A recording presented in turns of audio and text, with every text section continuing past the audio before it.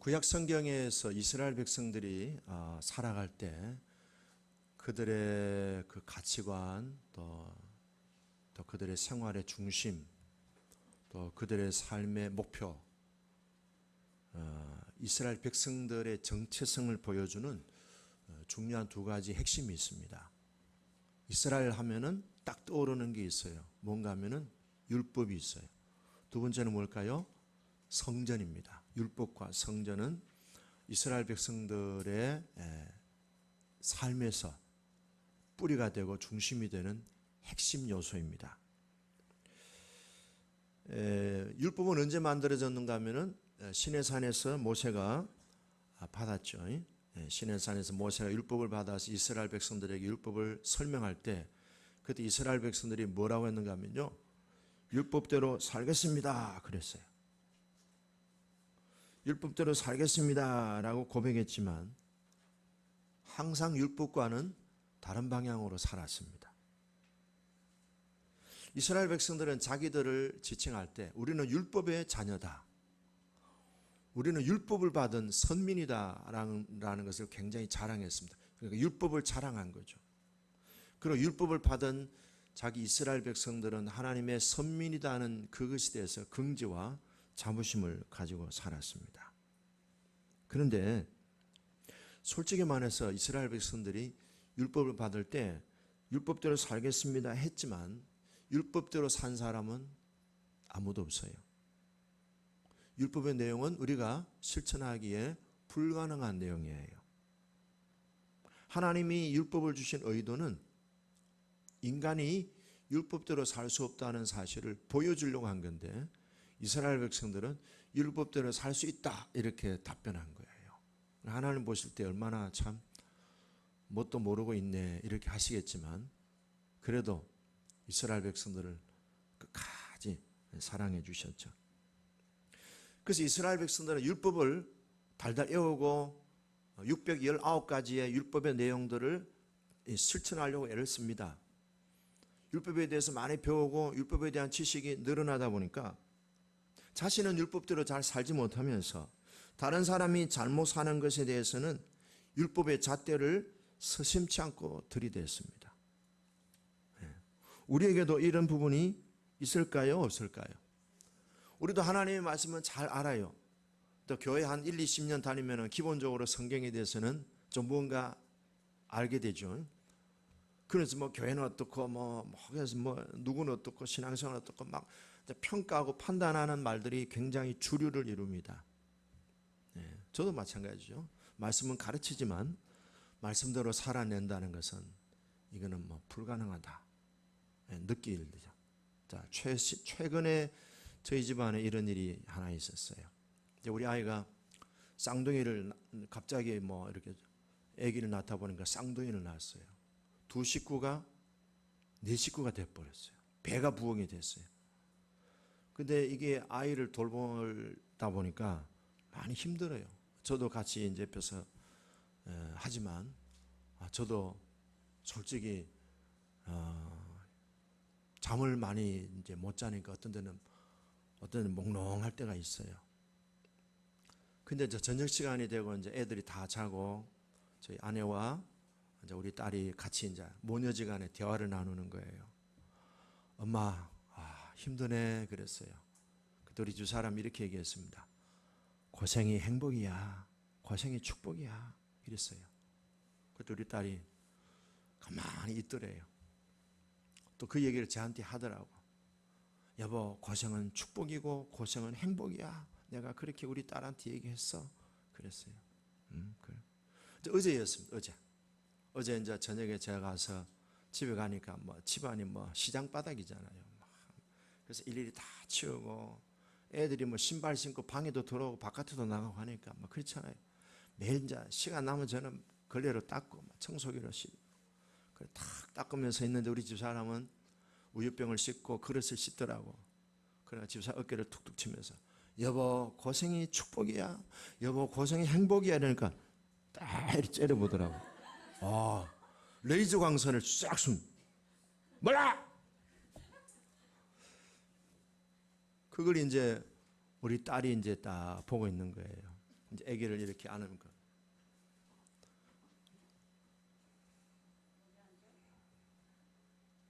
그래서 제가 이제 또 한 번 그랬어요. 여보, 고생은 행복이야, 고생은 축복이야. 하니까 몰라. 그랬더니 우리 딸이 엄마 우리 딸이 엄마 고생은 축복이라며 행복이라며. 그럼 집사람이 얘기하는 거예요. 내가 딸한테 할 때는 거침없이 그게 나왔는데 자기한테 자기 남편이 하니까 기분이 나빠요 그러더라고. 이게 우리의 모습 아니겠어요? 내가 남들한테 성경 말씀을 가지고 훈계를 하고 이렇게 하는 거는 잘해요. 근데 정작 그걸 나한테 적용한다는 것은 기분이 너무 나쁠 수 있어요. 너무 나빴어요. 이제 손자들하고 지내면서 참 많이 봅니다. 아, 저 모습이 내 모습이구나. 그래요. 억지가 많아, 둘째 아이가.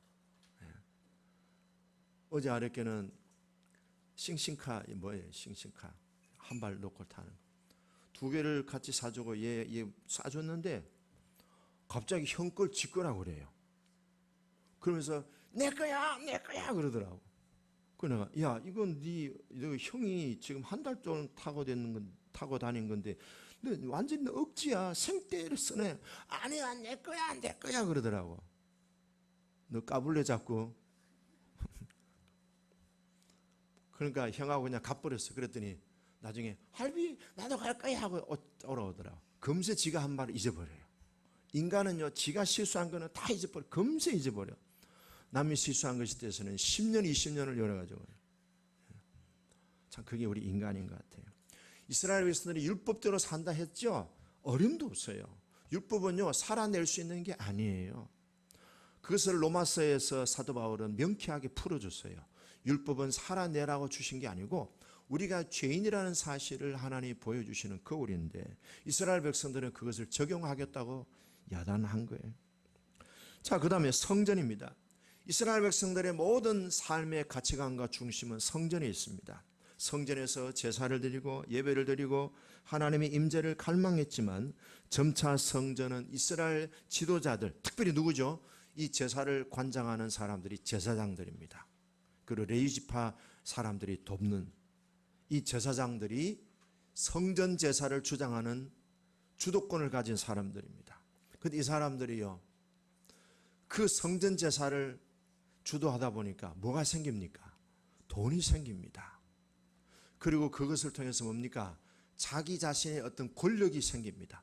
돈하고 권력은 뭐예요? 항상 같이 따라다니는 동전의 양면과 같은 거예요. 성전은 누가 건축했습니까? 최초로 성전을 건축한 사람은 솔로몬이었습니다. 솔로몬이 성전을 건축할 때 제사장들이 모든 희생 제사에 관한 것들을 다 제사장들이 관장했습니다.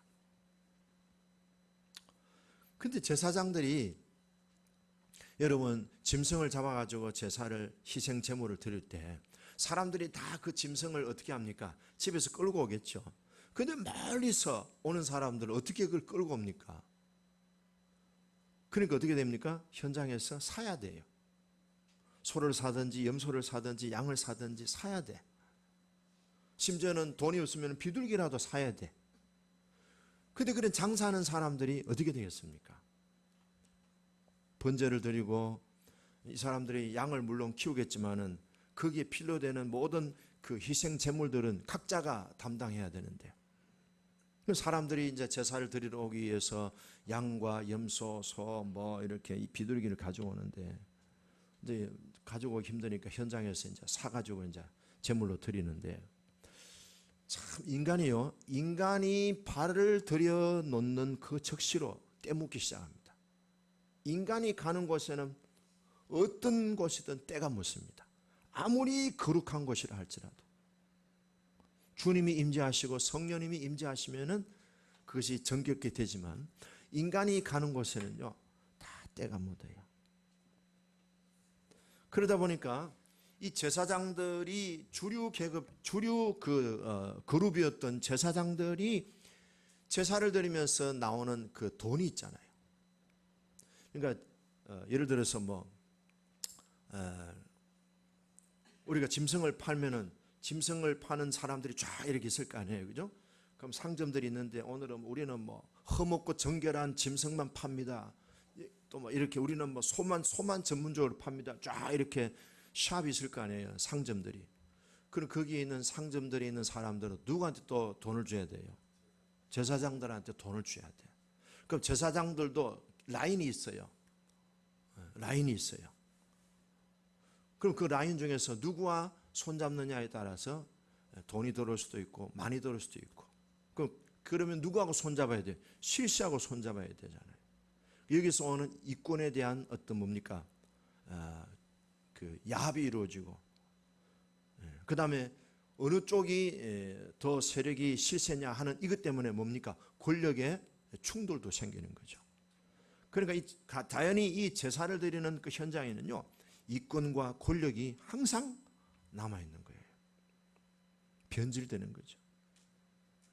얼마나 그것이 폐해가 됐으면요, 그 제사 따로 생활 따로 그 제사장들이 하는 그런 제사 물질을 통해서 이루어지는 그런 비리들을 보면서 하나님이 너무 노여워하신 거예요. 말라기 2장 3절에 보면 이렇게 나옵니다.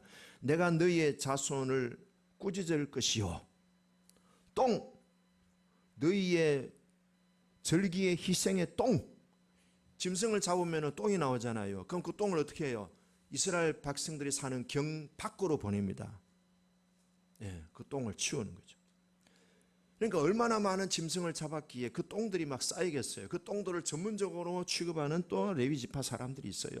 진 밖으로 보내는데, 너희의 절기 희생 제물의 똥을 너희 얼굴에 쳐바를 것이다. 너희가 그것과 함께 불임을 당하고 없어질 것이다. 그랬어요. 그러니까 이 희생 제물로 인한 비리와 권력에 대한 부분들이요, 이미 오래됐어요. 그래서 이스라엘 백성들은요, 율법에 대한 어떤 한계를 늘 느끼고 있었고, 제사를 드리는 성전 제사에 대한 그런 비리와 이권, 장사하는 이것이요, 오랜 시간 동안에 이것이 누적되어 있다 보니까 이것에 대해서 이스라엘 백성들이 한편으로는 비리를 저지르면서도 한편으로는 뭐예요? 한편으로는 이거 근본적인 개혁이 필요하다. 그래서 구약에서 39권의 예언은 율법을 완성해 주시고 참된 성전을 보여주실 메시아가 오신다는 그런 메시아 대망 사상이 구약 39권의 전체에 흘러가고 있었습니다. 자, 그렇게 해서 예수님이 이 땅에 오셨습니다. 메시아 되신 예수님이 육신을 입고 이 땅에 오셔서 갈릴리 나사렛에서 성장하셨습니다만은 사람들은 그 메시아를 알아보지를 못했어요. 그리고 그 메시아를 믿지 않았습니다. 그러나 메시아는 사람들이 믿든 안 믿든 알아주든 안 알아주든 상관하지 않고 메시아는 메시아로서의 사역에 집중하셨습니다.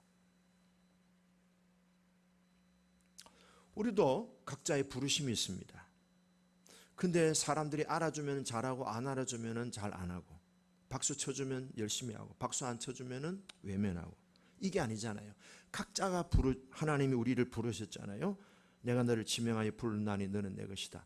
그러니까 누가 알아주든 안 알아주든 나한테 이익이 되든 불이익이 되든 거기에 우리가 휘두르지 않고 예수님처럼 각자의 부르심에 우리 모두가 다 충성할 수 있기를 주의 이름으로 축복합니다. 자, 오늘 이 성경의 본문은요, 굉장히 중요한 본문이에요. 굉장히 중요한 본문입니다. 오늘 이 성전을 깨끗하게 하시는 예수님의 사역은요, 예수님의 사역은 굉장히 학교에서 많이 다루는 부분이에요. 저도 이 부분을 가지고 논문을 썼어요. 오늘 이 내용을 가지고 방대한 어떤 배경도 있고요. 이 내용에 관한 그런 성경에 연관된 내용들이 굉장히 많습니다.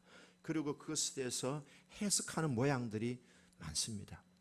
저도 이제 이 본문 내용에 대해서 한번 다뤄봐야 되겠다 해서 논문까지 썼던 적이 있습니다. 할 말은 많습니다.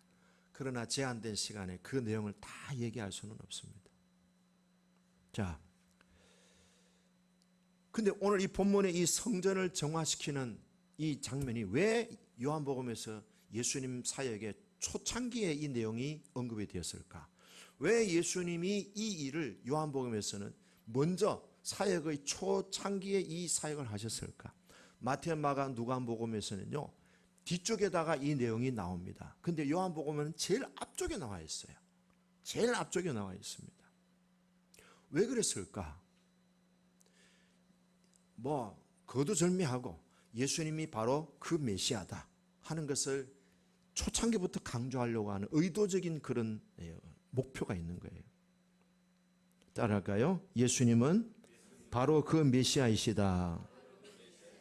그것을 믿게 하려고 하는 겁니다. 자, 오늘 우리 성경 본문 가운데 제일 끝절을 보시죠. 끝절을 제일 마지막에 뭐가 나옵니까? 어떤 단어가 나옵니까? 말씀을 믿었더라.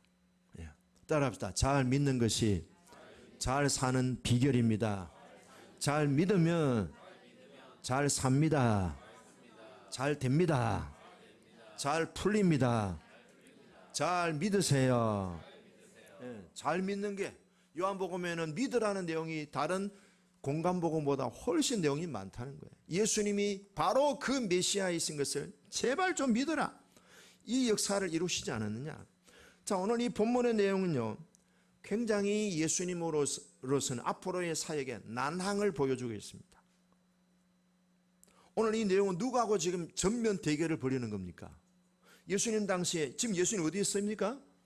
예루살렘에 있어요. 예루살렘은 어떤 곳입니까? 유대 종교 지도자들이 모인 곳이에요.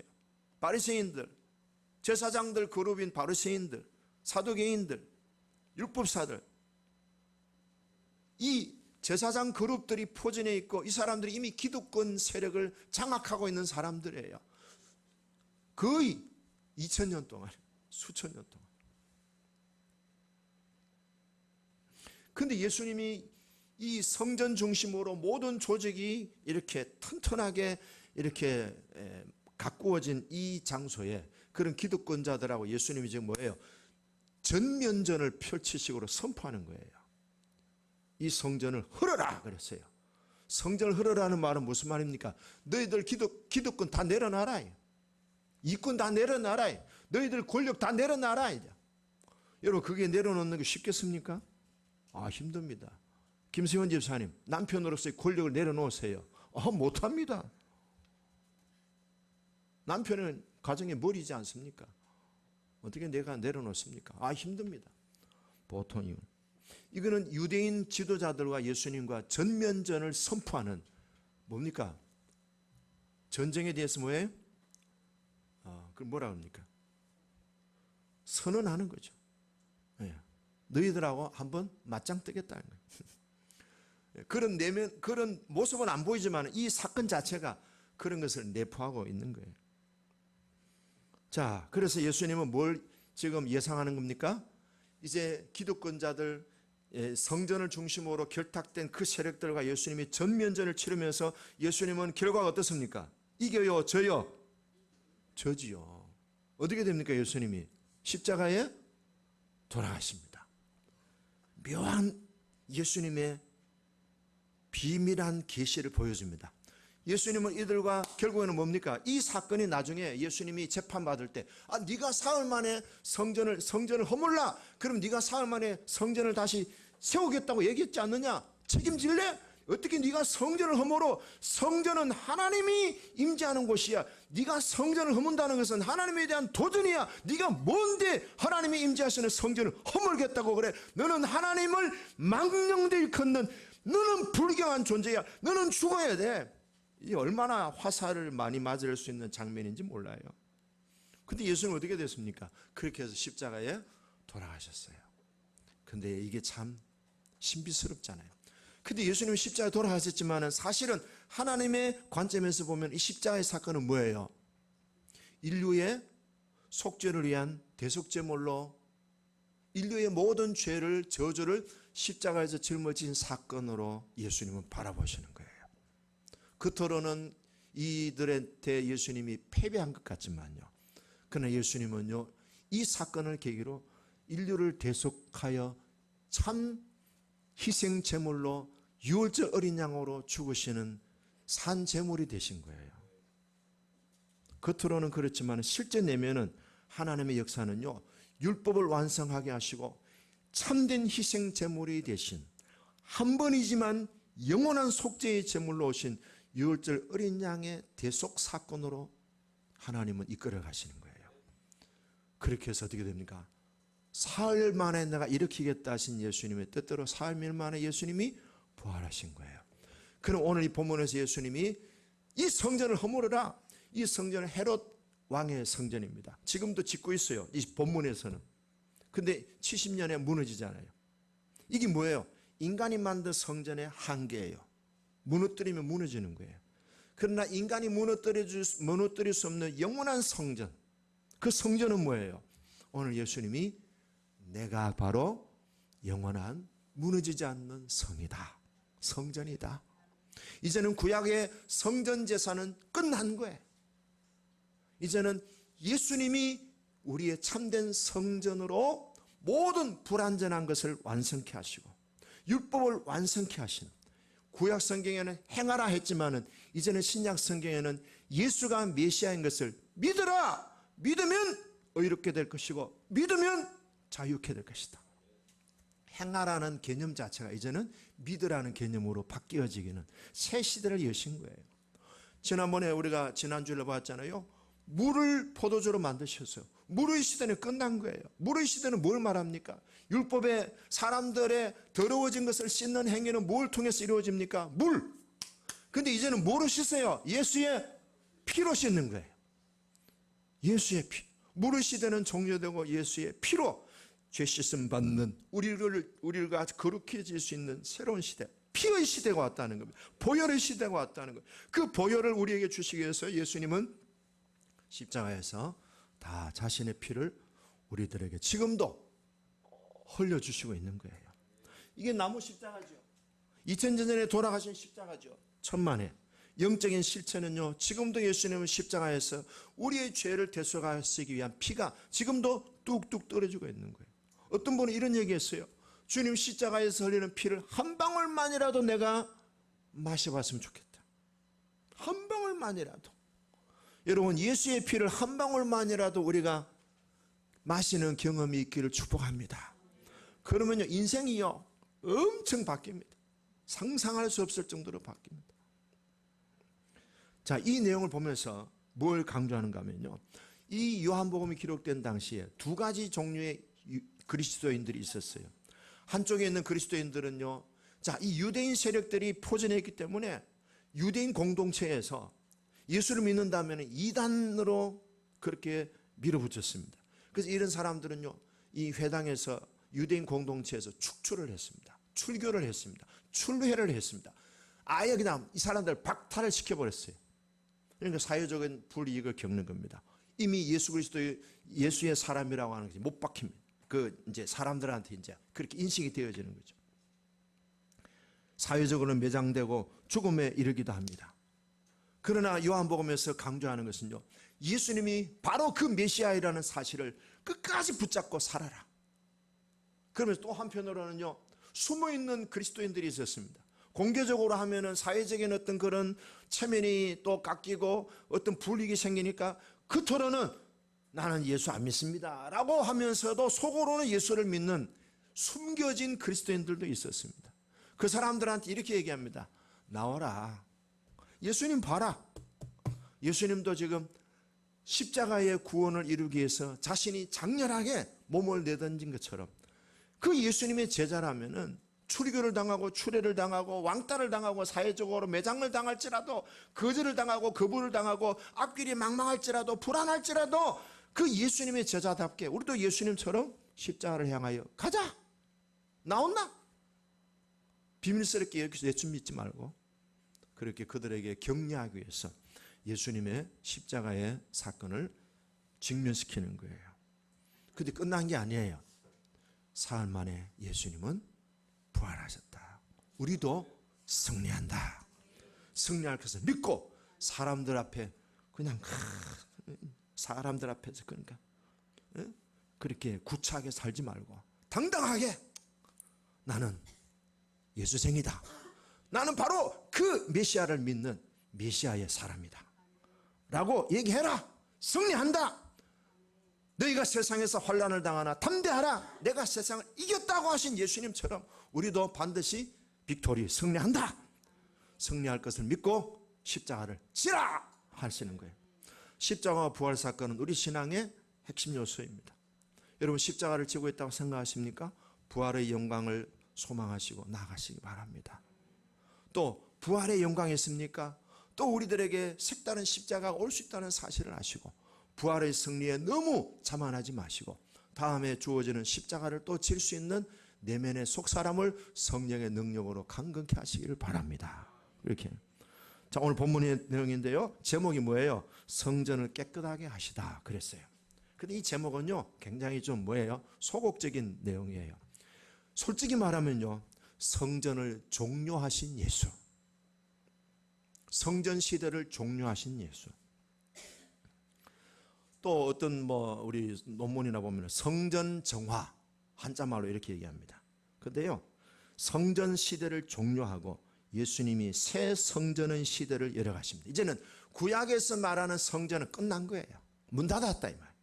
문 닫고 새로운 세계를 향하여 열어가는 새 성전을 우리 주님이 보여주시는데 그 새 성전이 뭐예요? 예수님이다 이 말. 따라합니다. 예수님이 새 성전이십니다. 자, 이제 조금 배경 설명을 보겠습니다. 13절에서 14절 읽어보겠습니다. 시작.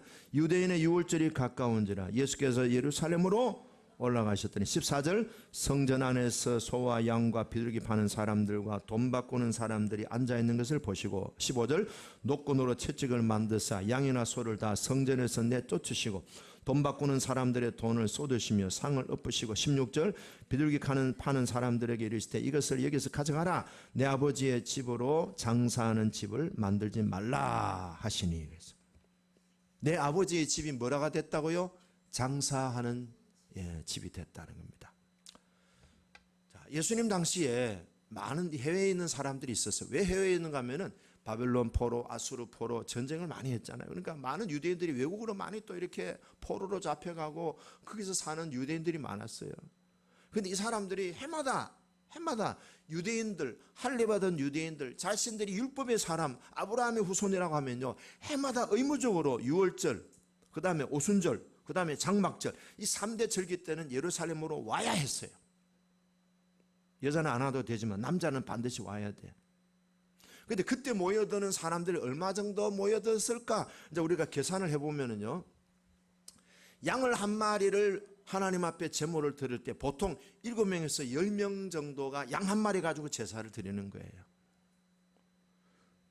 근데 예수님 당시에 제물을 드린 그 짐승의 숫자가 얼마 되는가 하면 25만 6천 마리입니다.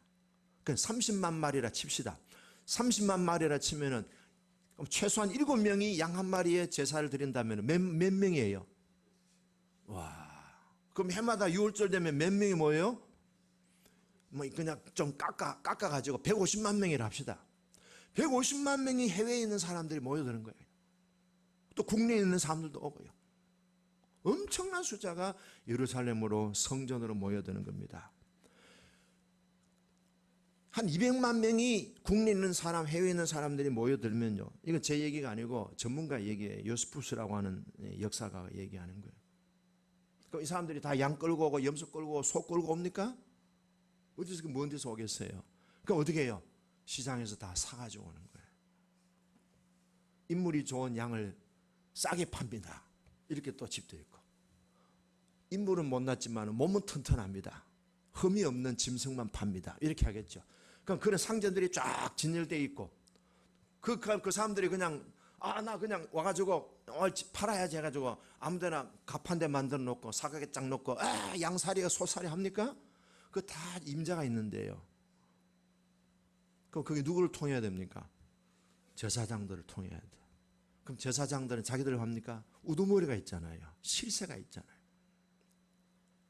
그 다음에 또 그럼 이 짐승 파는 사람들은 또 나중에 돈 줘야 되잖아요. 뒷돈을 또 대줘야 되잖아요. 그 다음 환전상인들이 있어요. 이 사람들이 원래 가지고 있는 돈은 로마 화폐입니다. 로마의 황제의 그 동전에 보면요, 남자들은 성전에 올 때마다 반세계를 내야 되는 성전세가 있습니다. 의무적으로 내야 돼. 그러면 그 동전의 화상, 그 그림을 보면은 로마 황제가 이렇게 그려져 있고 뭐라고 하는가 하면은 로마 황제 외에는 다른 신이 없다 이러 나와요. 그러면 이 뭐예요? 우상이 되는 거예요. 그래서 성전에 바치는 쇠는 그 돈을 바꾸는 거예요. 성전이 원하는 돈으로 바꿔야 돼. 예수님 당시에는요 두로세겔이라고 하는 동전이 있어요. 이 두로세겔을 환전해서 쓰는데 이 두로세겔이 요새 말로 하면 달러 같이 그렇게 공신력이 있는 돈입니다. 모든 유대인들은 1년에 한 번씩 이렇게 와서 성전세를 냅니다. 그런데 이제 돈을 바꿀 때 환전 상인들이요 10%를 거의 받아요. 그러니까 100원짜리 주면은 얼마 받아요? 예? 계산이 안 돼요? 10%를 떼간다 이 말이야 환전 상인이. 그러니까 100원 내면 얼마 받아가요? 90원 받아가요. 그럼 10원은 누가 먹어요? 이 상인이 먹는 거죠. 근데 지만 먹어요? 이 자리를 허락해준 제사장한테 또 바쳐야 돼요. 그럼 제사장은 또 어떻게 해요? 두목한테 바쳐야 돼요.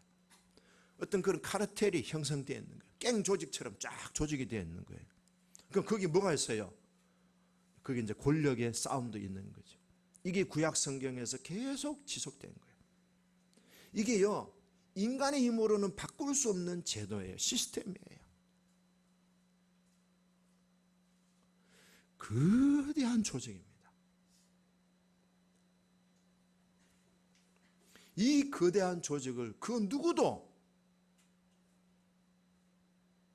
싸울 수 있는 사람이 없는 거예요. 이는 하나님만이 해결하시는 거예요. 성전 입구에는요 희생 제물로 드리는 짐승을 사야 했고 성전세를 바치기 위해서 환전 상인을 만나야 했습니다. 그래서 예루살렘 이 성전이라는 것은 예배하는 기능, 하나님을 만나는 기능은 이미 다 포기됐어요. 지도자들의 이권과 권력이 지배하는 인간 이권 집단으로 이권의 어떤 통로로 성전이 변절이 되어버렸습니다. 이런 현실은 이미 과거에 예언자들도 끄덕끄덕 얘기했습니다. 자, 예를 들어서 대표적인 한 예가 스가랴서 14장 21절 본문에 보면 이렇게 나옵니다. 그날에는 만군의 여호와의 성전에 장사하는 사람이 다시는 있지 않을 것이다. 그날이에요. 그날. 그날이 무슨 날이에요? 오늘 이 날이에요. 그날에 성전에 다시는 장사하는 사람이 있지 아니하리라. 성전에서 장사하는 사람들의 역사는요 너무 오래됐어요. 그리고 그 기득권들의 그런 그 권력은요 그 누구도 손을 댈 수 없는 하늘의 성처럼 그렇게 무섭고도 굉장한 파워가 있습니다. 이건 언제부터? 성전 건축 때부터 존재해 왔던 거예요. 스가랴 선지자가 그렇게 예언한 것은 예수님 오시기 500년 전에 예언을 했습니다. 다시는 성전에서 장사하는 일이 없을 것이다. 다시는. 그때가 되면, 그때가 뭐예요? 메시아가 오시면. 그 메시아가 이제 오신 거예요. 성전에서 장사하는 사람들이 다시는 존재하지 않으리라고 예언한 것을 보면은 구약시대 성전은 하나님을 예배하고 속죄드리는 장소만이 아니었습니다. 성전을 둘러싸고 온갖 비리와 이권과 권력이 성전의 중심이 된 것은 오랜 역사를 거쳐왔습니다. 자, 그럼 우리 교회는 어떨까요? 교회는 어떨까요? 오늘 이 교회는 정말 예배하는 곳이고 정말 예수 그리스도가 우리 교회의 머리가 되시고 이 교회는 오늘 성경이 말씀하신 대로 예수 그리스도의 몸으로서의 기능을 다하고 있는가. 어떤 분이 옛날에 있는데 국회의원 선거를 할 때 어떤 권사님이 야 우리 고등학교 출신들은 모여라 이랬어요. 그 고등학교 이름까지는 제가 공개하기가 그래서 그래서 그 고등학교 출신들이 이분이 딱 이렇게 호텔 식당으로 다 불렀어요. 한 100명이 모였어요. 이번에 몇 번 찍어 이래 된 거예요.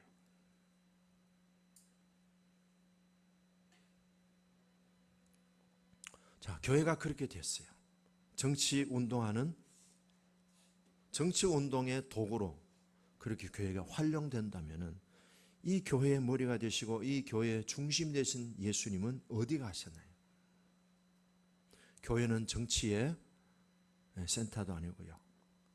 그리고 사업하는 사람들의 이득을 챙기는 그런 이권이 존재해서도 안 되고요.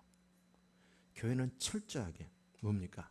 예수 그리스도가 주인 되시고 머리가 되시고 중심이 되시는 그 교회의 본질이 흐려지면은 세상은 희망이 없는 거예요.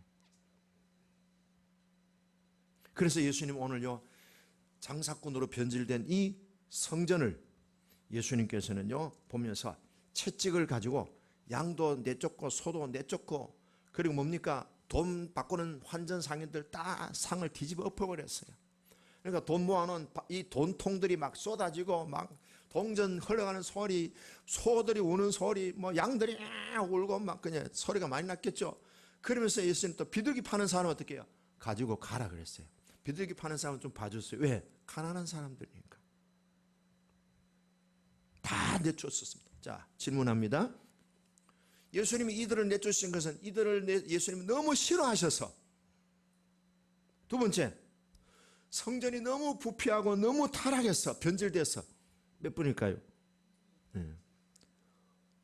결국에는 뭔가 하면요, 예수님은 성전 시대를 종료하기 위해서요. 이 사람들하고 개인적인 감정이 없어요. 예수님은 성전 시대를 종료하는 거예요. 인간이 만든 성전, 다윗 왕이 솔로몬이 만든 그 성전은 애초 당시부터, 시작 때부터 때 묻은 거예요. 인간이 가면은 때 묻어요. 아무리 청정지역이라도 인간이 발 디디면 그때부터 때 묻기 시작하는 거예요. 그래서 하나님이 작정하신 새로운 성전이요, 인간의 손을 전혀 인간의 손이 타치가 되지 않은 하나님만이 세우시는 성전을 만드셨는데, 그 성전이 뭐예요? 예수 그리스도가 참된 성전이 되신 거예요. 오늘 성전 19절 보시죠. 19절 읽어봅니다. 예수께서 대답하여 이르시되 너희가 이 성전을 헐라 내가 사흘 동안에 일으키리라 그랬어요. 일으키리라. 21절 보시죠. 그러나 예수는 성전된 자기 육체를 가리켜 말씀하신 것이라. 인간이 만든 이런 돌 조각이나 세멘트 조각이나 나무로 만든 성전이 아니다. 인간의 손이 동원된 손이 아니고 하나님이 직접 만드신 성전이다. 그게 뭐예요? 예수님의 몸이다 이 말. 예수님의 몸이 뭐예요? 무너지고 3일 만에 일으켜 세워지는 거예요. 이렇게 세워진다는 말은 건축에서 일으킨다는 말이 아니고 죽은 자를 일으킨다, 누워있는 자를 일으킨다는 그런 뜻이에요. 그래서 예수님께서 새로운 성전의 시대를 열어가시기 위해서 예수님께서 내쫓으신 거예요. 다시 말해서 예수님의 십자가와 3일 만에 부활하심을 통해서 자기 자신을 통한 새 성전을 선언하셨습니다. 잘 보세요. 구약시대 때는 희생제물이 짐승이었습니다. 소나 양이나 염소, 비둘기가 희생제물이었습니다. 그러나 이제는 예수님 자신이 친히 유월절의 희생제물로 세상 죄를 짊어지시고 가시기 때문에 이제는 희생제물이 필요 없습니다. 성전세도 바칠 필요가 없어졌기 때문입니다. 참 사람이시고 참 하나님의 아들이신 예수님이 하나님과 인간 사이에 영원한 속죄의 제물이 되셔서 한 번의 속죄로 영원한 속죄를 이루신 십자가에서 희생제물로 죽으시기 때문에 앞으로는 예수님을 통하여 사죄의 은총이 임할 것이고, 예수님을 통하여 하나님의 임재를 경험할 것이고, 예수님을 통하여 하나님을 만나게 될 것입니다. 내가 곧 길이요 진리요 생명이니 나로 말미암지 않고는 아버지께로 올 자가 없느니라. 구약의 성전의 기능이 뭡니까? 하나님의 임재, 하나님의 현현, 하나님을 만나는 거예요. 이스라엘 백성들의 구심점입니다. 이제는 그 구약 성전이 다 종료되고 예수님으로 대치된 거예요. 예수님으로 대치된 거예요. 예수님이 선포하십니다. 예수님으로 인해서 하나님 임재를 경험하고, 예수님으로 인해서 하나님이 나타나고, 하나님이 나타난 곳이 하나님을 만나고, 하나님의 백성들의 구심점이 되고 중심이 되는 것이 바로 예수님이 새로운 성전이 되셨다. 예수님은 하나님의 임재를 경험하는 유일한 장소입니다. 예수님의 몸이 참된 성전입니다. 그래서 이 성전에서 뭐가 이루어집니까? 예수님의 몸을 우리가 먹고 마시는, 남들이 보면 이상할 정도로 예수의 피와 살을 먹고 마시는 성만찬. 그래서 새 성전은 뭐냐? 성만찬이다, 이렇게 얘기하는 사람도 있어요. 저는 그 얘기도 틀리다고 보지 않습니다. 여러분, 주님의 몸 된 성전에 주님의 살과 피, 그분의 언약의 피, 죄사함을 얻게 하시는 피를 먹고 마시라. 이것은 굉장히 중요한 겁니다. 예수님은 참된 예배의 중심이십니다. 구약시대에는요 성전으로 모여들었습니다. 그러나 예수님이 성전이시기 때문에 이제는 때에 대해서 관심을 갖습니다. 예배의 태도에 대해서 강조합니다. 하나님은 영이시니 예배하는 자가 영과 진리로 예배할 때가 오나니 곧 이때라. This time, 이때라. 예배하는, 이렇게 예배하는 자들 하나님은 찾으신다. 예수님은 하나님과 인간 창조주와 피조물의 중보자이십니다. 그분은 궁극적인 유월절 어린 양 희생 제물이 되셔서 인간과 하나님과의 마지막 만남의 장소를 예수님을 통하여 우리에게 제공해 주셨습니다. 계시록 21장 22절에 오면은요, 천국에서의 성전은 하나님과 어린 양이신 예수 그리스도가 우리의 성전이다, 그렇게 언급합니다. 예수님이 새 성전입니다. 예수님을 메시아로 고백하는 그리스도인들은 참 하나님의 아들이 되는 새 시대를 여신 것입니다. 사도 요한은 요한복음을 통해서 예수님과 유대인의 충돌을 통해서 성전은 예수님으로 대치되었음을 선포합니다.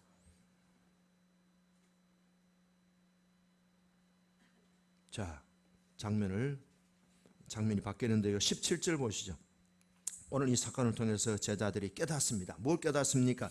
시편 69편 9절, 제자들이 성경 말씀에 주의 전을 사모하는 열심히 나를 삼키리라 한 것을 기억하더라. 주님의 전을, 하나님의 새 성전 시대를 사모하는 열심히 나를 뭐예요? 죽인다 이 말이에요. 새로운 성전을 오픈하려고 예수님은 뭡니까? 자기 자신을 그렇게 희생하는 거예요. 패션이라는 말이 있잖아요. 패션은 두 가지 뜻이 있어요. 고난이라는 뜻도 있고요, 열정이라는 뜻이 있습니다. 열정이 있는 곳에요, 고난이 있습니다. 성전을 세우겠다는 예수님의 열심이 예수님으로 하여금 십자가의 고난을 겪게 하는 겁니다. 자, 끝으로 하나만 더 보겠습니다. 이 내용이 제자들에게 아하라고 깨닫게 된 때가 있습니다. 자, 22절 볼까요? 22절 끝에 시작. 죽은 자 가운데서 살아나신 후에야 제자들이 이 말씀하신 것을 기억하고 성경과 예수께서 하신 말씀을 믿었더라. 이 사건을 경험한 것은 3년 전이에요. 그런데 믿은 것은 3년 후에 믿었다는 겁니다. 어떻게 믿은 거예요? 예수님이 부활하신 후에 뭐가 왔습니까? 성령이 강림했었잖아요.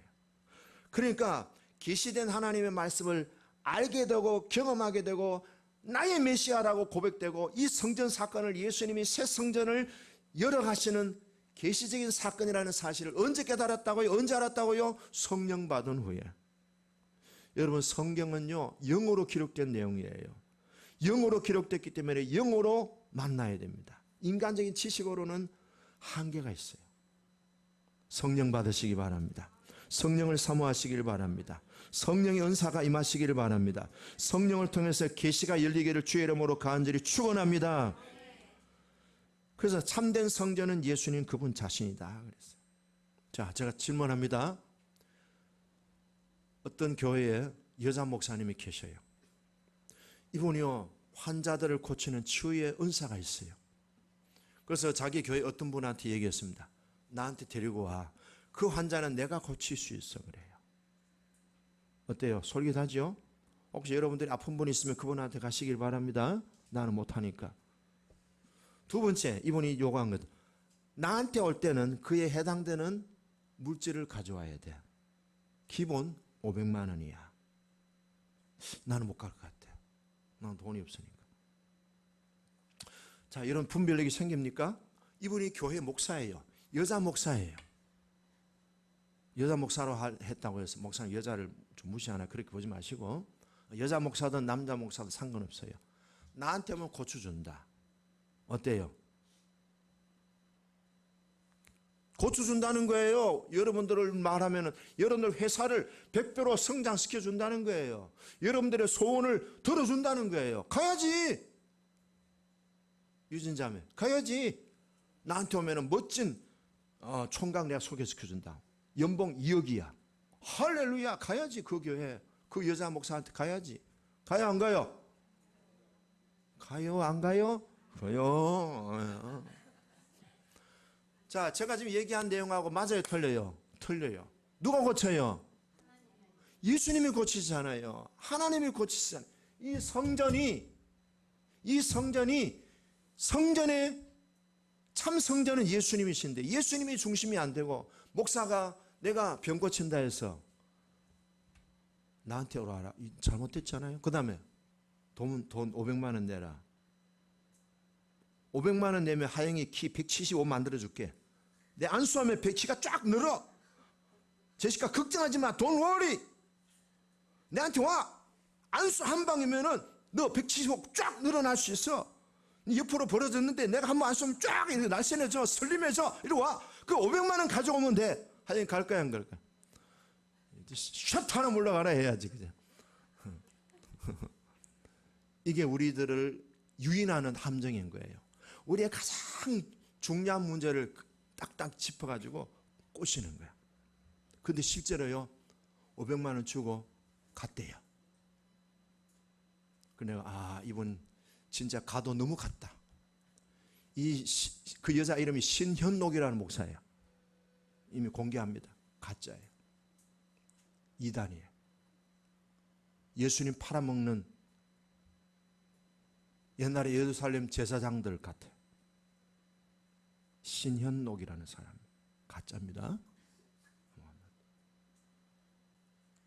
예수 그리스도는 어제나 오늘에 영원토록 동일하십니다. 그분이 이 교회의 중심이 되고 기준이 되고 그분이 이 교회의 근본이 되지 않으면요 다 가짜입니다. 그래서요 이런 얘기합니다. 오직 예수 그리스도가 중심이 되어야 교회다운 교회가 됩니다. 진정한 교회의 본질은 기독론의 회복이 있다. 예수가 메시아라고 하는 기독론이 회복이 돼야 된다. 오직 예수님이 중심이 되셔야 된다. 그것이 진짜 주님이 새 역사를 열어가신 성전의 비전이다. 따라합니다. 오직 예수, 주는 그리스도시요 살아계신 하나님의 아들이시며 나의 메시아이십니다. 교회 안에는요 어떤 것도 여기에 끼어들면 안 됩니다. 끼어드는 그 순간부터 뭐예요? 교회는 변질됩니다. 성령님이 우리 교회 운행하시고 예수가 만유의 주요 만왕의 왕이 되시고 우리의 참 주님 되시는 것을 우리가 늘 뭡니까? 고백하고 선포할 수 있어야 됩니다. 그런 면에서 우리는 이 찬송을 정말로 중심을 다해서 불러야 될 겁니다. 내가 주인 삼은 모든 것 내려놓고. 이게 뭐예요? 예배 시간마다 기도할 때마다 찬양할 때마다 이 고백이 되어야 될 줄로 믿습니다. 우리 그 찬송 부르면서 봉헌하겠습니다. 내가 주인 삼은 모든 것 내려놓고 내 주 대신 주 앞에 나가